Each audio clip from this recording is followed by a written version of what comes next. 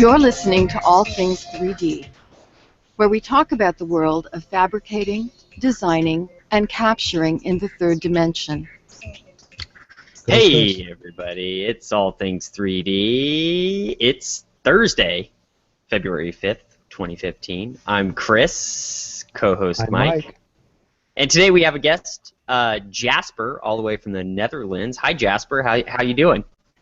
Hello, I'm good. Thank you. Thank you for being here. Awesome. Welcome to the program. And why don't you go ahead and just tell us a little bit about yourself, where you come from, your name, obviously, and kind of tell us what you do. Okay, well, my name is Jasper Brekelmans. Some of you may also know me as Brekel, but I'm sure we'll get to that at some point. I'm from the Netherlands. I'm from a town called Amsterdam. And what I do is actually, I do a couple different things. I started working as a 3D technical artist at a company called Motec. And generally what a 3D tech artist does is rig characters, make them move, do all sorts of pipeline stuff, coding, scripting, etc. And since we're a motion capture company, I also am involved with using all the motion capture hardware, setting it up, making it run, getting characters and visualization going. And besides that, besides doing all the high-end mocap work, mocap is what we use for motion capture, as you can see there. And I'll actually go to the screen. Behind me, I have a Wikipedia article. So as we go through this, hopefully, Jasper, you can kind of tell us what motion capture is to the audience who's not familiar with it. You know, yes. One of the things, we're called All Things 3D because we cover all things 3D. And not only can you create tangible objects through 3D printers, but before this came a lot of 3D visualization. And part of that in creating characters, like in Toy Story and other things, and especially in video gaming now, is motion capture, which plays a huge role in creating, in fact, probably the most dramatic movie that I think most people remember 3D characters is the movie Avatar by James Cameron, which used a lot of motion capture. In fact, it was literally all motion capture. So it plays an important role in creating or breathing life. And the other thing that I'm going to allude to towards the end of our interview is how you breathe life into something I think is really dear to my heart and very important that we can talk about as well. So with that, I'll scroll through this real quick. One of the questions I have you before we get started is 3D around the world, especially if you're in 3D visualization, is being sourced out to a lot of other countries. So I'm finding a lot of people, including some of these countries, are having a hard time staying in business. Is this the case with you, Jasper, or are you finding that there's still a lot of work in motion capture that isn't being farmed out yet? Well, there aren't that many motion capture companies, and we tend to focus on the weird projects. So we tend to focus on the projects that need research and development, and so we're not essentially a studio that does just contract work. We also did a lot of local TV shows, a lot of local commercials. We've done children's shows. We've done a daily political satire show, that kind of stuff. So we tend to move to places where other studios don't move so much. Still in Europe there's a lot of work being done on commercials, and in Germany there's a lot of TV work going on, so we try to switch back and forth. And nowadays we also see a lot of things that require real-time characters, so like projecting characters on buildings and talking to audiences, or doing stuff like trade shows. And so mostly entertainment related. Yeah, well, actually, we have a daughter company a sister company that does purely medical stuff, but I'm 100% entertainment, because that's two completely different worlds, even though they have exactly the same technology. So let's talk about motion capture. What is it? Well, the basic thing you can say about motion capture is it's any type of hardware that records motions in a computer, and usually that means recording motions of an actor. The other way you can explain it is, like, most people have seen some form of making of a movie with a an actor with a black suit with all these little reflective dots on them. That's one form of how to collect motion, and that's, for example, how they did it on Avatar. And the main purpose for this is once you have collected this motion, so that's body motion, but also faces, then you can use this to drive new characters. So, for example, in Avatar, all the blue characters were completely digital, but they were being driven by the performer, by a performer on stage, and that breathes life into it in a very natural, humanistic way, instead of something like Toy Story that's much more cartoony and much more exaggerated. Right. Okay. Yeah. Motion capture adds that realism, I guess, to the. So it makes it. That's why Avatar kind of. It doesn't look like it's a cartoon at all. Exactly, because you're starting with a human. They perform as a human by nature. So if you're capturing that and then transforming it in such a way that it fits the character, then you're getting all these little nuances essentially for free. It's more of like a costume, that you're using the computer as a costume rather than using it to animate. Exactly. Yeah, I couldn't have put it better. Awesome. So there are different types of motion capture, and I think obviously because you work with two different hats, and we'll get into your other business hat here shortly. One is marker version of motion capture, and the other is markerless. Can you give us a little bit of background of both, please? Yeah, well, there's actually loads and loads more, but those are the two main ones for at this moment. That's actually Okay. The marker systems are usually optical systems where you have a camera and you have a character, sorry, an actor with all these little dots on them. And the reason why you use these dots is because they're very easy for a camera and a computer behind it to identify. So you can get very precise positions of points on the actor. Now with markerless, it's actually a much newer technology where you use something called computer vision. It's a very complex code in a computer that makes a computer understand which pixels are from a human and what pose it is in.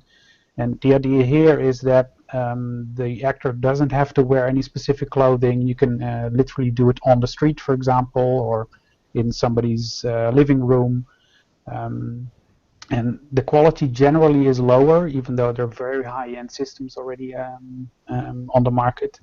But it's much more freeing because you're not you don't need to wear special clothing for this. So one of the big advantages for this is that you can actually use it for gaming on the Xbox, for example. Yeah, I was going to say. So that's the same type of technology that the Xbox must be using then. Yeah, it's sorry. Yeah, there is a high-end form of this, especially for facial capture, but also for body capture. But this is very, very big in the all the dance games and all the Microsoft Kinect Xbox games. That's exactly what they're using. They're using a form of markerless motion capture. I went to a GameStop the other day, and they had an Xbox One on display with that little. They have their new Kinect or whatever, and you could drive a wave runner only by using your motion of your hand. So you could throttle, using your hand without any controller. So no input device other than that little motion capture bar. It was really it's a really I think a next generation kind of version of gaming. I thought it was really entertaining. Yeah, and I think we're only going to see more uses of this because it's the technology has just started. The last couple of years, it has been possible, and we're still very limited on what you can actually detect from a human. So this is only going to get better, and it's not going to replace a controller, but it definitely offers different possibilities for that. Right. Very cool. Well, let's use this as a segue to talk about your other business hat, and that is Breckel, which I guess is a truncated part of your last name. Gee, that was obvious. Exactly. And I'll jump to it right now. This is your website, and one of the reasons that I was interested is because I tinker around with motion capture. I own the Kinect and the Asus Action, a few others, because I also do 3D scanning. But I think this is very fun because one of the next projects that I'm working with is taking the 3D scans that I've created characters of, and then rigging them and using motion capture. So in doing my research, I came across your applications, and you offer two of them.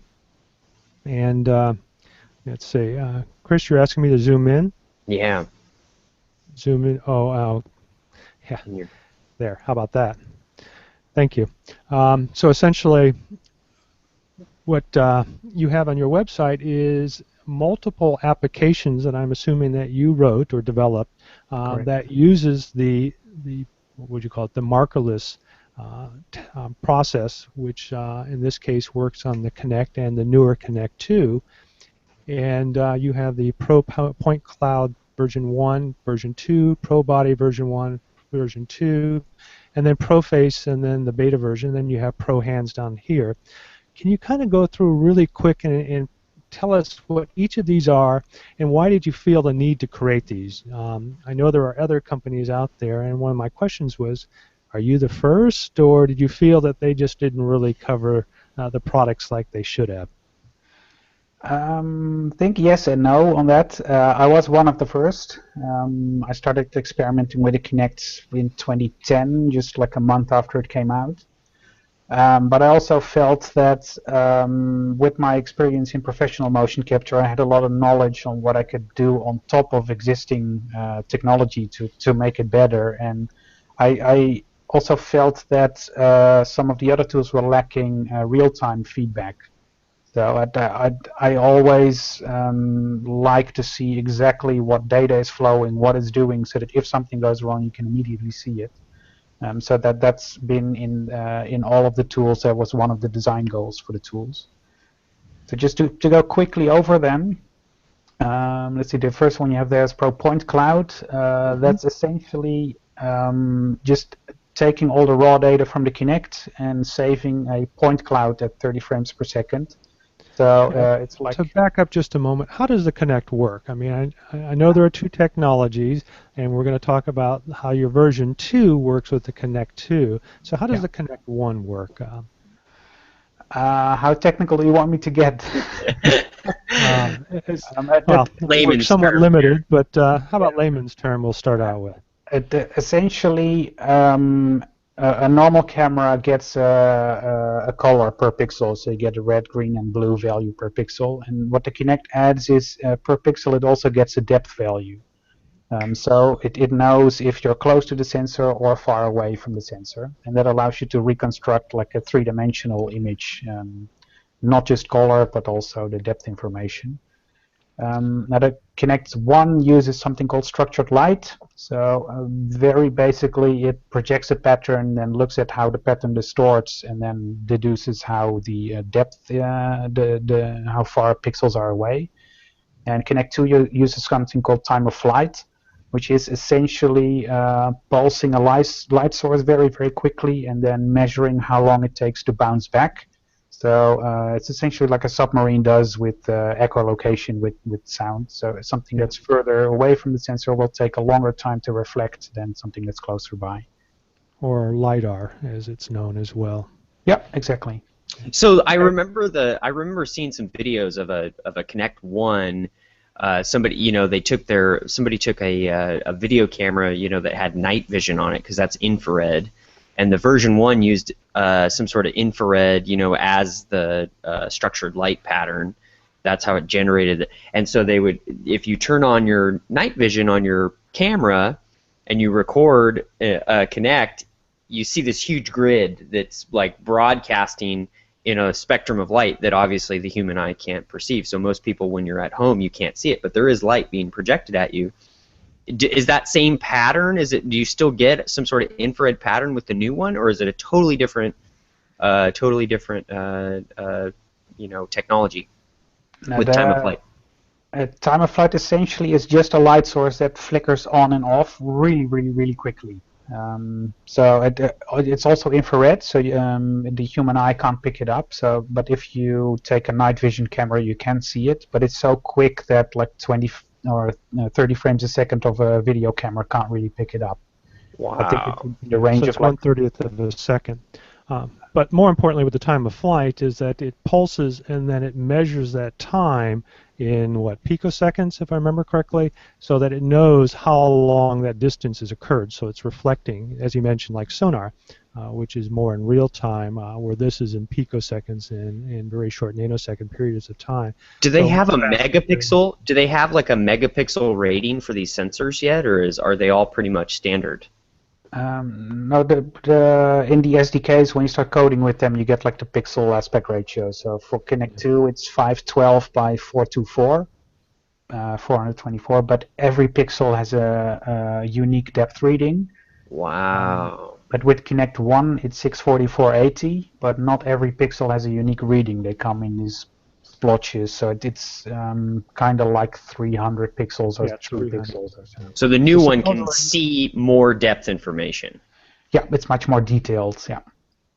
And both from are what I've 30 read, frames a second. if you remember, we talked about another company and Soft Kinetics, which also has a time-of-flight device. So a little bit later, we're going to talk about why you only support the Kinects and if you support OpenNI and so forth. But getting back to your products, you have the one that does point cloud, which I'm assuming is full body detection. What else does it do other than recording point clouds? And what is, we talked about meshes. A point cloud is the different vertices or points in space, correct? Three-dimensional space? Yeah, so it's essentially the points that make up a mesh. So and what a point cloud essentially exports meshes at 30 frames per second as seen from the sensor. It doesn't do any detection of bodies or faces or anything. It's just the raw data. Okay. And for example, you can use this. A lot of commercials use this for these like holographic types or like weird type of visualizations. And Radiohead had a video clip, for example, a couple of years ago. Okay, now as far as the Kinect is concerned, does it actually provide the point cloud out of it, or isn't that something that's done on the computer itself? It provides the depth images, but not the actual point clouds, or do I have that wrong? It only gives you raw data, so you get like a raw video image with color and a raw depth image, and you have to combine those and align them together and generate meshes out of it. So it gives you all the raw information, but it doesn't do anything beyond that. And that's why you require a fairly fast machine in order to process this in real time. From my gathering, or in the case of the applications I work with, a decent GPU.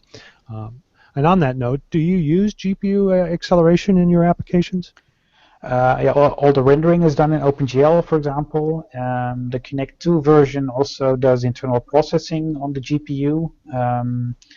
The Kinect 1 doesn't, but some of the tracking, the body tracking in the other applications, the face tracking, are using some GPU code.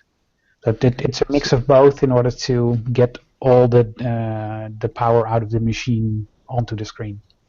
Okay, so these particular applications are just for capturing the point clouds. And in the case here, it looks like you've actually got some mesh detail with textures overlaid on it. So that's the whole purpose, is just to derive that. So as you said, to create those surrealistic holograph type imaging, or if you wanted to derive a 3D model from that. So we're really not into the capture yet. I guess that's what your next two products are, Pro Body 1. And again, I believe the version 1 is because of the Kinect 1, correct? Correct, yeah.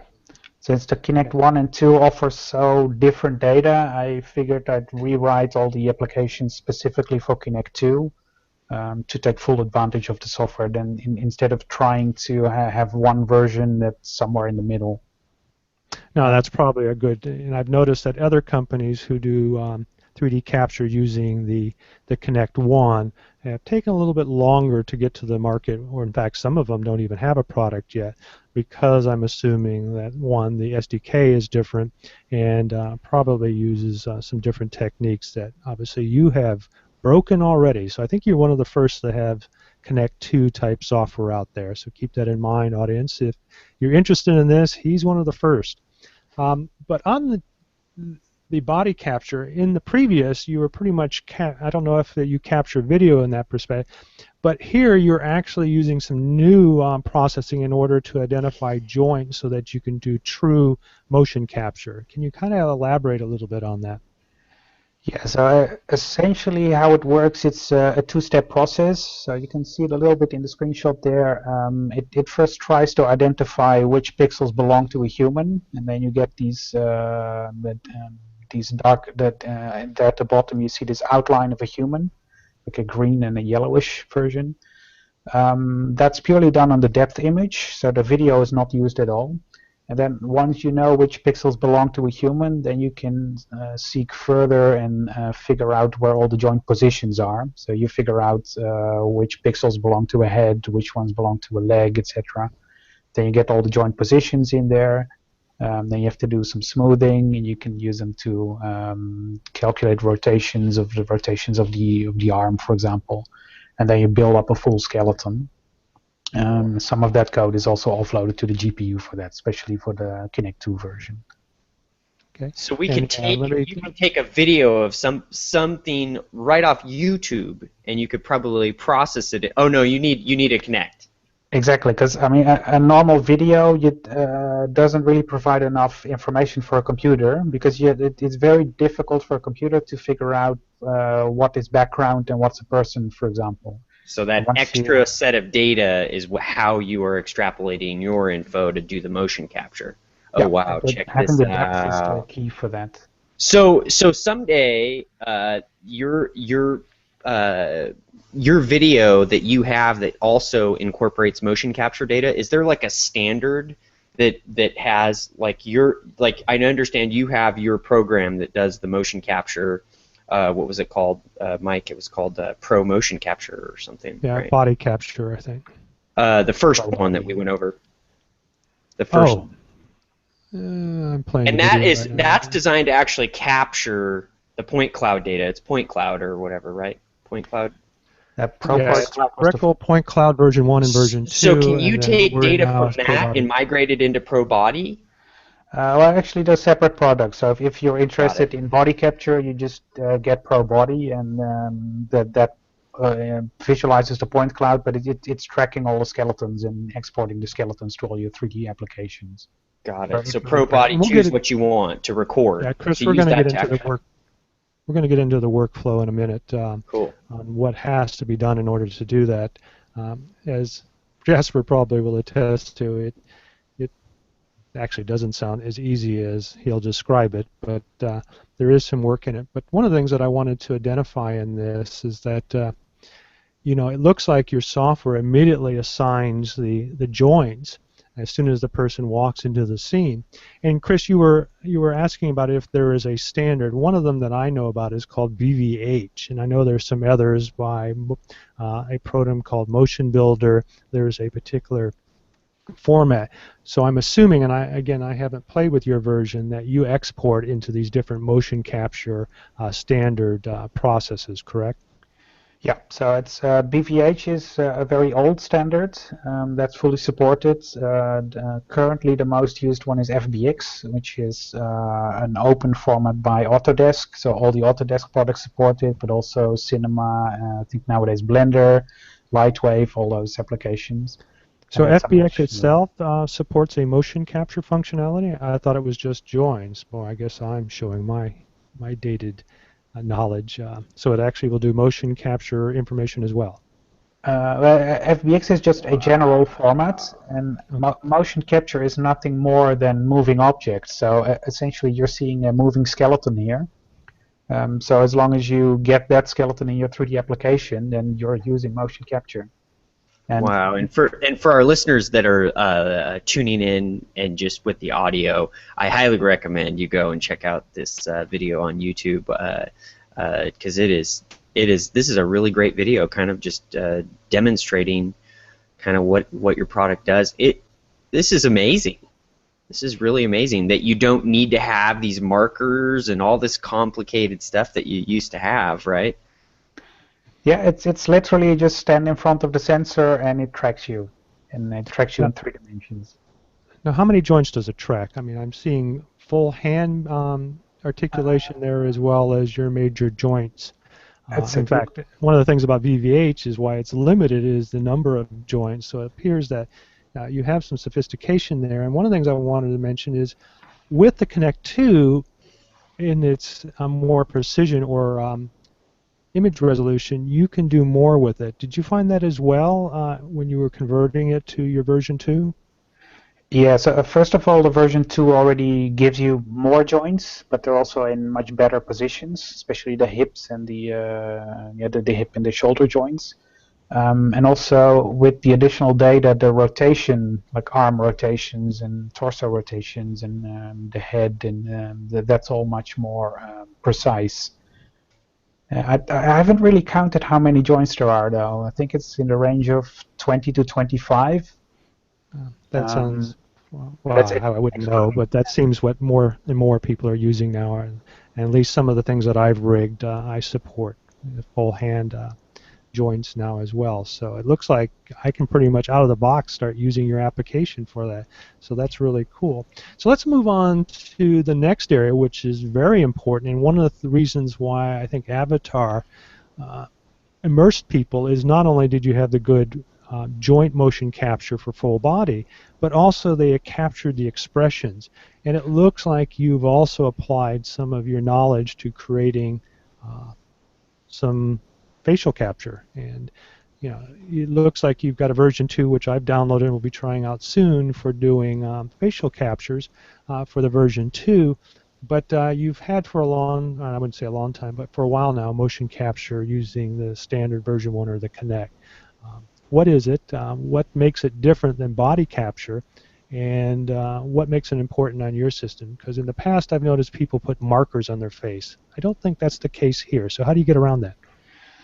Well, yeah, essentially ProPhase does the same thing as ProBody does, but this time for faces. So if you sit closer to the Kinect, it'll detect your face and detect all your expressions like eyebrow motions, mouth movement, and also head position rotation. It doesn't use markers because for two reasons. One, it's not tracking all the nuances that Weta is doing for Avatar and all the different high-end movies they're making. And it can do that because it's essentially trained by thousands of different faces, so it knows what an average face looks like. It knows where to find an eyebrow and a mouth. So it has this whole statistical processing behind it where it can detect all these features and then give you like 10 different expressions, or Kinect 2 can do a few more expressions out of that. But the level of nuance is lower than what all the high-end guys are doing with markers. But again, it's the same as body. It just, the way to use it is much easier because you don't have to apply all these markers.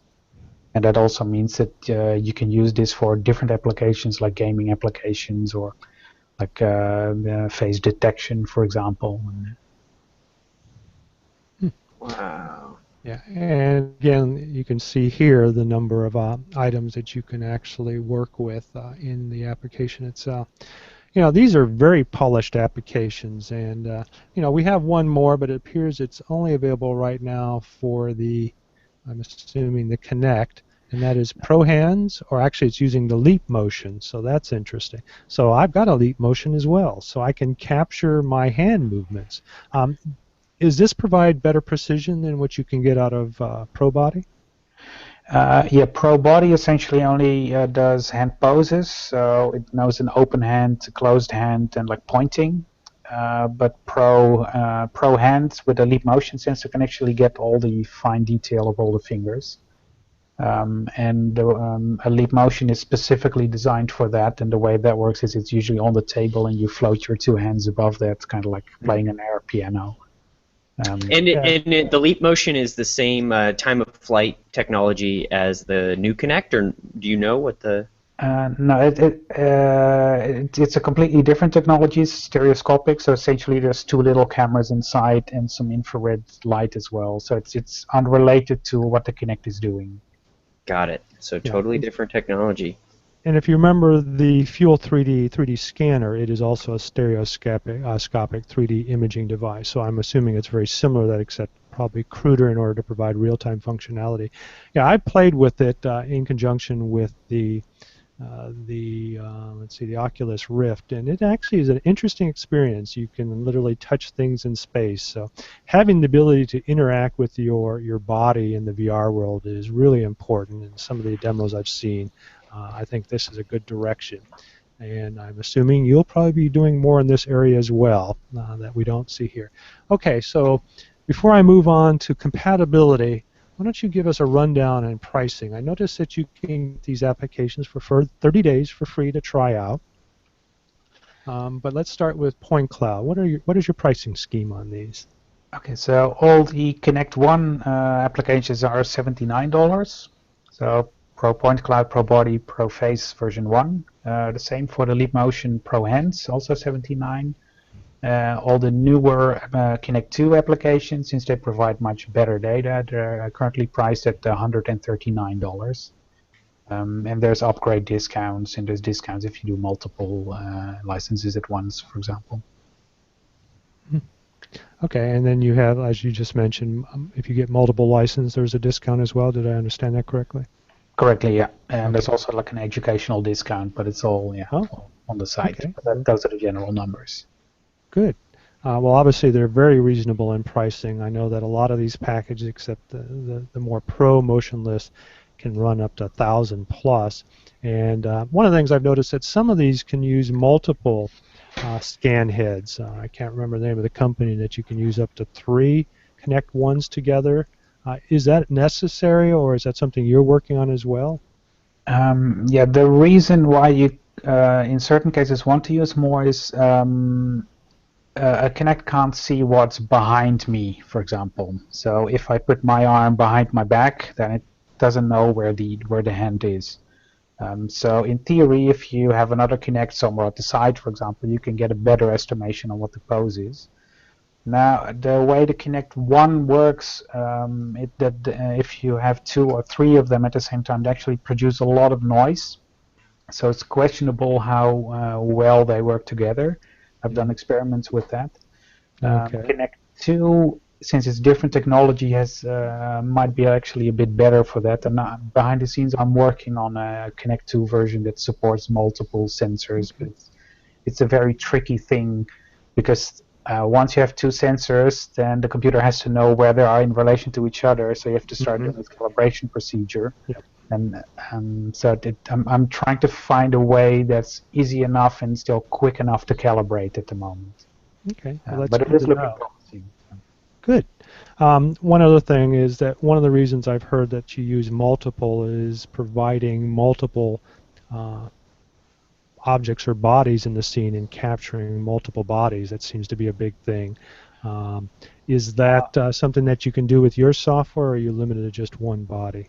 Yeah, I think your reference is for professional motion capture, so that you're usually using like 24 cameras and do 5 people in a giant room. With a single Kinect 2, you can already do 6 people at the same time, although then you don't really have that much room to move anymore because of the lens is very small. But yeah, you can do 6 people, so you can easily do 2 people, for example, because the lens is still wide enough. Oh, well, that could be, well, that's a good point. And again, keep in mind that other than the cost of the Kinect 2, which I think is very reasonable, I think it's like $150 now, if I remember correctly, your software is also very reasonable, so you can get into this very cheaply. And I don't want to use the word cheap because that cheapens your product, inexpensively. And with that being said, these professional types that you talk about, the marker versions where they use infrared lighting systems and cameras, that can range anywhere from 1,000 to 50,000, depending on how many cameras and the complexity. One thing that's coming up soon is GDC. Are you going to make an appearance there, or is your product going to be shown off at GDC? No, I'm from Europe, so I'm not going to be going to GDC this year. I am going to FMX, which is a conference in Germany in a couple of months. Okay. I'm still thinking about SIGGRAPH, so yeah, have to pick your battles.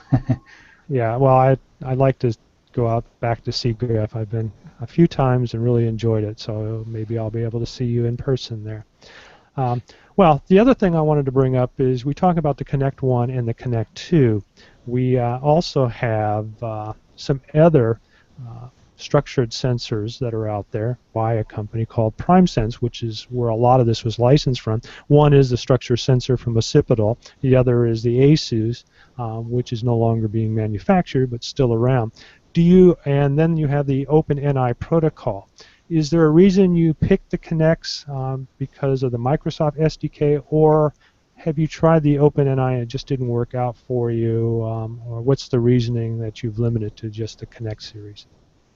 Actually, when I started out, I started with OpenNI, and there's still a free product like Brekel Kinect Free on my website that uses the old OpenNI version, which also worked with the Kinect 1, for example. But I found it, well, first of all, now it's discontinued because Apple bought it, and then as soon as that's what I mentioned. PrimeSense is now defunct. You can no longer buy a product from them, nor is their SDK. The reason I bring up, though, is that Occipital has launched with their structure sensor OpenNI 2. Yes. Well, I know that this is one of the reasons I got a hold of you, because you were in the forum, the developers forum. So I know, as you said, you're a lurker, which I do a lot as well. But so yes, I see that you have a sensor there. Do you have any plans to use that in some of your applications? I'm looking at some of the other sensors. There's also the Intel sensors for the point cloud software, so to record raw data. The thing is that the code for detecting detecting bodies and faces, that's all. It's machine learning code. So essentially, that's trained with lots of data, and that data came from a Kinect sensor. So that means that you can't really translate that to another sensor unless you do this whole process again of retraining the tracker. And it's also a lot of my code is stacked on top of the Microsoft SDK. And at the moment, the other sensors don't really provide this level of sophistication in the data they provide, and also the computer vision algorithms they provide. But I'm always looking at all the new sensors. So. Well, one of the things, the reason I brought that up is you can tell if you hold up the structure sensor, it is quite compact and small and includes its own battery source. That would be something you have, I think, on one of your website locations. Let's see if I can bring it up real quick. Probably not. Where there is a Kinect on a brace in front of your head to capture your facial motion. Well, I would think that the structure sensor would be a little bit easier to extend in front of your face to do that. And if you remember some of the behind the scenes in Avatar, they literally did something like that, where they had cameras on a brace system in front of the person as they were actually acting, so that you caught all the gestures. So I can see how that would be useful. So that was one of the reasons I mentioned if you were looking at using the structure sensor for its compactness. But it's exactly the reason why I wanted the sensor, and I looked into the sensor for that exact same reason. I guess we think alike sometimes. So one of the interesting things that I kind of bring up right now is that Occipital hasn't been standing still, and one of the things that they demoed at GDC and we're moving forward and adding into a VR headset is the ability to create a three-dimensional room or environment, and then be able to use that for locators, so that when you're walking around, you can create artificial walls that resemble the real room, so that way you're looking or getting close to a wall, they interact with the virtual world. And that's something that they alluded to in the HoloLens, which kind of talked about in our emails. And I have my opinions on how that works. I have a feeling that they've scaled down the Kinect 2 with time of flight, providing some functionality there, maybe even multiple cameras to provide 360, but it's all speculation. I do know with the structure sensor that we're moving closer to have something available soon, and we're trying to figure out a headset that will work with it. So hopefully that will come out soon, which is kind of in the reverse of what you're doing. But one of the reasons I brought that up is that I was very interested, well, what if you captured the motion by having an external device while you're in the VR world, and then that would represent your body motion that you could then entangle in your entity to show your arm movement and so forth. And I haven't really seen a lot of people working in that direction. Have you? Actually, we did some experiments with the Oculus Rift about a year ago or so, with purely for fun, nothing, not a real project or anything. But where we did, we recorded a point where we had a live streaming point cloud from a Kinect that was in front of somebody, and then that was put in place underneath where the player with the Oculus was, essentially to, if you look down, then you see your own body type of thing. And that gives you a complete immersion, because once you raise your hand, you can actually see your hand, and if you do it with point clouds, it's very crude, but the fact that it has no latency, or very, very low latency at least, gives you a feeling that it's actually you, because you also know what clothing you're wearing. That actually did work pretty well, even though it was very noisy and there's many holes in it, but you know it's you, and I think that has more of an impact than tracking your body and then putting an avatar underneath you, for example. So that was a lot of fun. Yeah, I think there was a researcher here in the United States, I want to say MIT, who did something similar to create Telepresence. And they showed a demo of him doing something very similar, where he projected the imaging with a Kinect type process. In fact, I would not be surprised if he used some of your stuff in order to do that. But it did look like a hologram, and he moved around, but he had the goggles on, which was very interesting, and created that presence you're talking about, and using that for two individuals, so that they could be sitting at a virtual table around the world, but you could still be able to interact because you just saw that individual. But instead of having goggles on, it would just be a captured image of their face attached to whatever they were capturing in real time, to give the illusion that they weren't looking at a couple of people with goggles on. So I thought that was very interesting. So do you plan to do something with that, or is that just a playful experiment? I'm always playing with these kind of things, but I mean, for now I don't have any plans to create like a Skype with point clouds or anything. Also, this is a lot of data that we're talking about, so I think there's also still big steps to make in order to stream this live. But I'm very interested in all this technology. Yeah, and well, it looks like Microsoft is alluding to that Skype is going to play a big part in their telepresence with 3D capture, so it'll be interesting to see what they do in that area. Okay, well, so let's kind of move on a little bit. You know, you mentioned you have a 3D printer, so let's bring it back into the tangible world, and then you use a slicer, which has become my favorite, and that's Simplified 3D, which I think is interesting since you live there in the Netherlands, and there's another company called Ultimaker who resides very near you. In fact, like I said, I'm going to put you in touch with Eric, so that maybe you guys can work something out, especially with my final item that we're going to talk about. Maybe we can do something there. So what do you use a 3D printer for? Again, it was one of these things that I found interesting. So I got in touch with the RepRap community, but the community that's building their own printers and designing them. A friend of mine was involved with that. So essentially, as a holiday project, I built a small Delta printer, a mini console, and I actually figured out that building the thing and rebuilding it and redesigning parts and trying different electronics for me was just as much fun as printing things.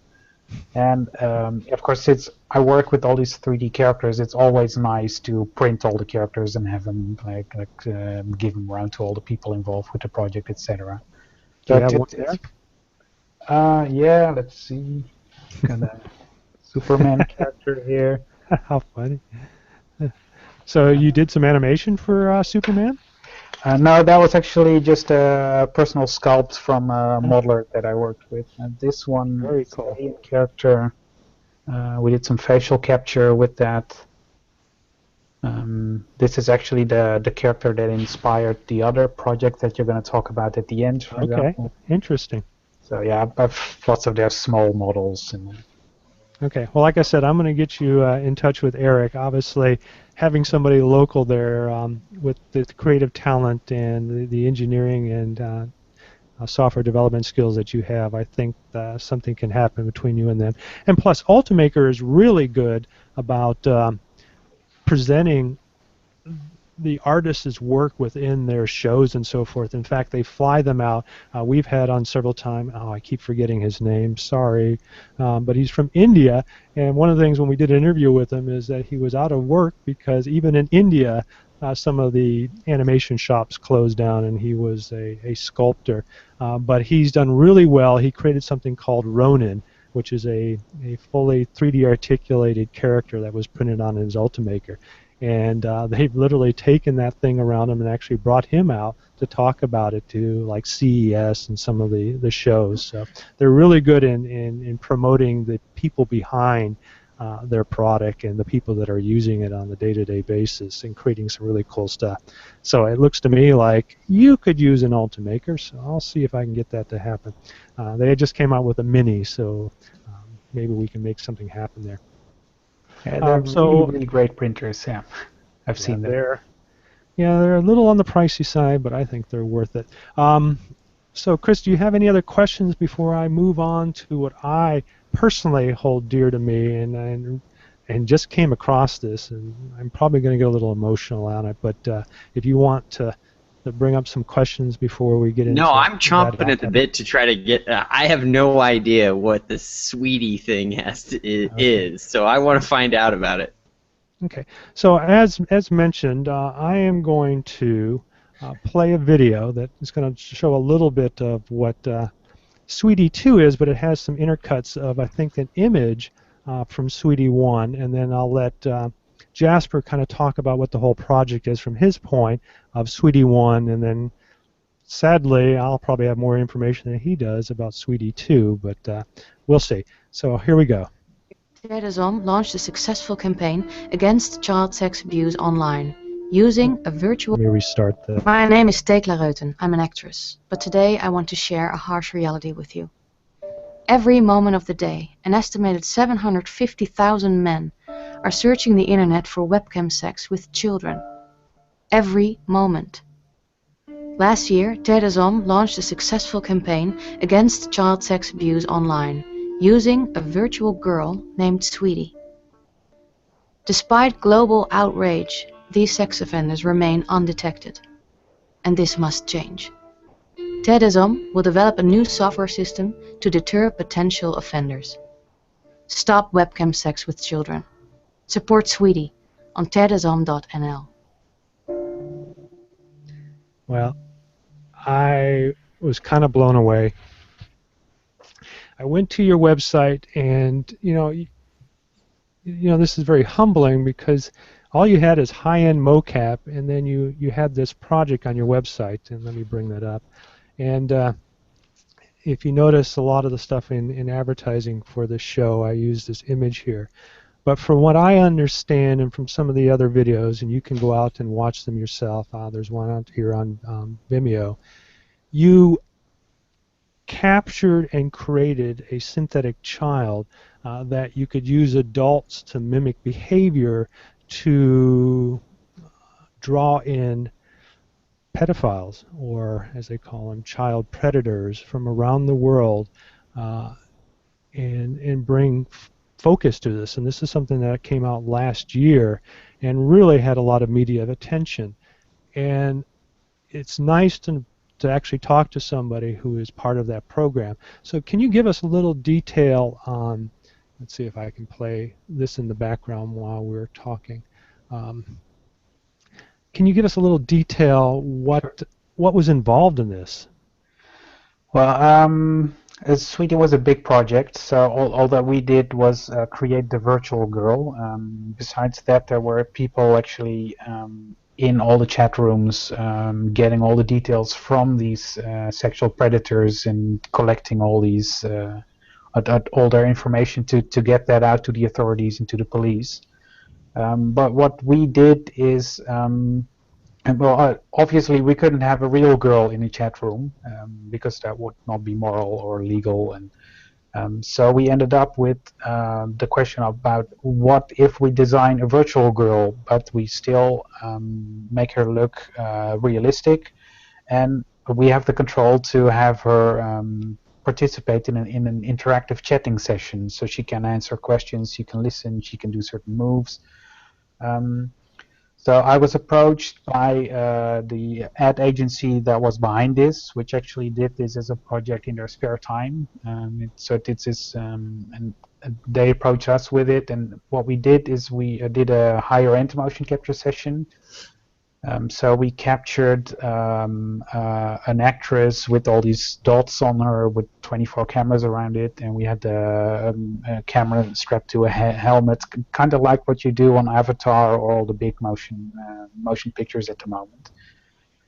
And then we spent about 2 months generating this this virtual girl. So she was sculpted by hand. She has no reference to a real girl, but she obviously looks very real.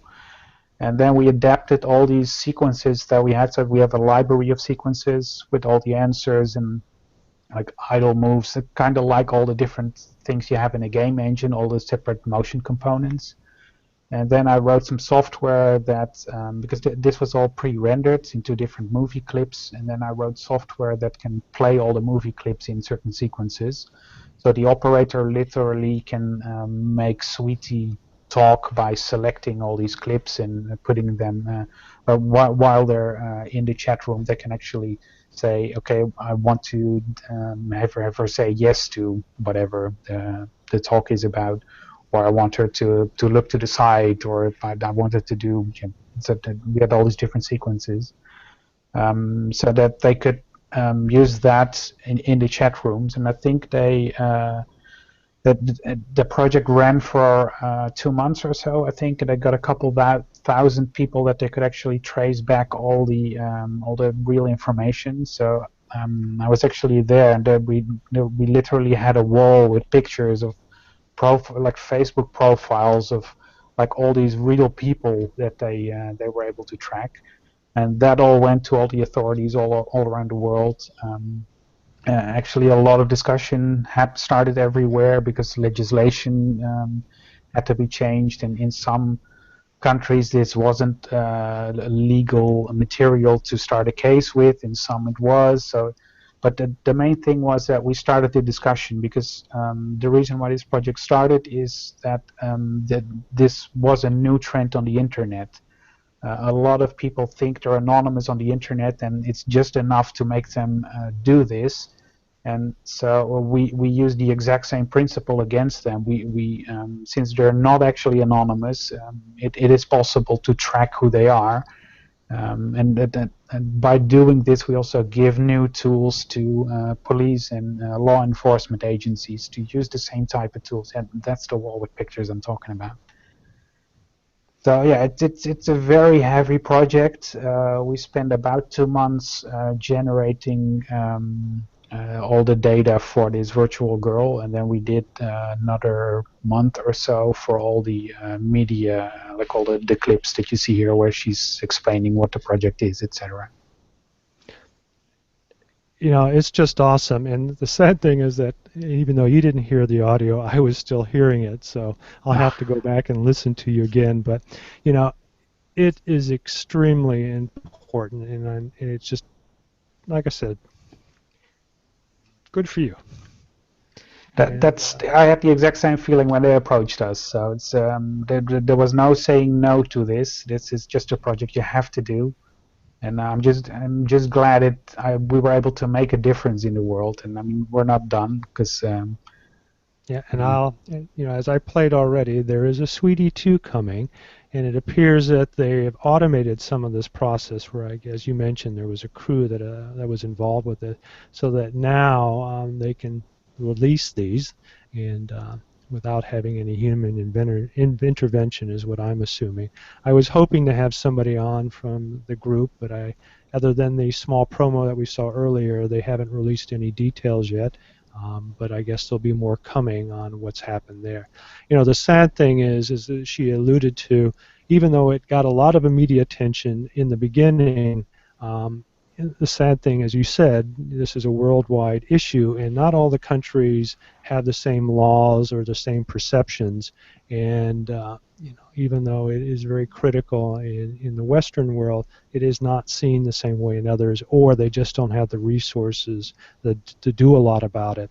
But I'm hoping that through this organization and others, that the funds can be available to them, and and we, as technologists, a lot of people think somewhat negatively towards, we can see that we can change the world too, and not just from an entertainment perspective. And like I said, I didn't know anything about this until I did a little research on it. And again, hats off for you devoting your time to this. And obviously, it was free, and obviously plenty of hours into it. So I really appreciate that, Jasper. Awesome. Hats off. Disturbing. It's kind Yes. of bumper. It was a little much for me. Yeah, a lot of that is just creepy, and the fact that you even have to go through the process of this. I mean, I don't even know who these people are that like set all these stings up. Like where to even go to do that. I mean, I'm sure you can find that out. But man, what a job. Yeah. So again, I appreciate you coming on, Jasper, and hopefully it's not too much of a negative note, but I think it's an important topic. And again, the strength of what we can do with this stuff. We use it so much in entertainment that we pay money to watch on the screen. It is nice for a change to see that this is used for the good, because who watches a lot of this entertaining stuff but our children? So it's good that we can also use it to protect them as well. And I'm hoping that as Sweetie 2 comes out, that we're actually going to see even more limitation in using the web. And that's the big problem. The web, because of its pervasiveness, makes it so easy. And as you mentioned, Jasper, it's anonymity. I can't even say the word. The anonymous behavior of the web makes it extremely dangerous. And so making it more aware and hopefully getting laws changed and more limitations made in other countries besides the United States. And another good point is, Chris, you mentioned, where is this happening? Well, one of the countries is the Philippines, and one of the reasons is because of the lack of control. And there's obviously other countries as well. And people from around the world are gravitating using the web to get to these locations. So again, I'm really interested in what Sweetie 2 brings to us, and I will follow that when they release more information and updates. So that's about it. We kind of ran almost an hour on this, so I apologize. Awesome. To Well, you, thanks Jasper. Thanks so much, Jasper, for joining us on our program and all our listeners. And I guess we'll give you the last word. Anything you want to tell our audience about? Maybe tell them about your website, where we can find your products and contact you directly. Well, first of all, thank you very much for having me. I'm actually a big fan of the show myself, so I'm very honored that you had me on the show. Wow, we have a fan, Chris. Yeah, I think you have more than one. Pretty sure. Well, that's the website. My name is Brekel, Brekel, and I'm a pretty social guy, so just chat me up on Twitter, Facebook, whatever. You know where to find me. So yeah, Breckel, Brekel.com. Yes. Yeah, and you're also in forums. As you said, you're a lurker. You don't, like me, you probably don't participate a lot, but I know that you're in the Structure Sensor forum or structured.io. Any other forums that people can find you lurking in? Yeah, I'm pretty chatty in the Microsoft Kinect forums. Those are mostly developer forums, and also the CG channel forums for more general 3D and character rigging type of stuff. But yeah, as I said, just the Twitter or the other social media streams, you can contact me directly. I'm a pretty social guy. So. Well, thank you again, Jasper. All right, Chris, sign us out. All right. Well, we will pick this back up. We're going to have another podcast. It looks like later in just a few more minutes with in a half hour. With TJ McHugh, and so we will see you in just a little bit on another episode of All Things 3D. Bye.